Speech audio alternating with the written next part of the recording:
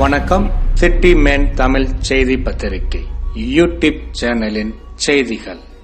Manali Mathur MMDA Vallalar அண்ணா ஆலயத்தில் தைப்பூசம். அரிமா G பஞ்சவர்ணம் ஏற்பாட்டில் பொதுமக்களுக்கு அன்னதானம் மற்றும் நல உதவி.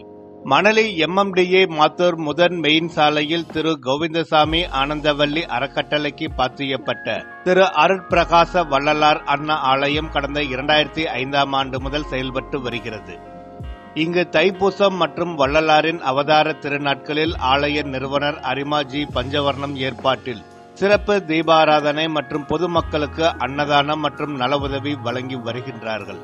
மேலும் நாள்தோறும் சுமார் 50க்கு மேற்பட்டவர்களுக்கு அன்னதானம் வழங்கப்பட்டு வருவதும் குறிப்பிடத்தக்கது.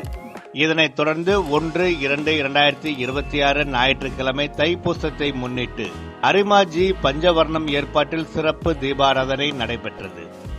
தொடர்ந்து பொதுமக்களுக்கு அன்னதானம் மற்றும் நலத்திட்டம் வழங்கினார் அரிமா NR தனபாலன்.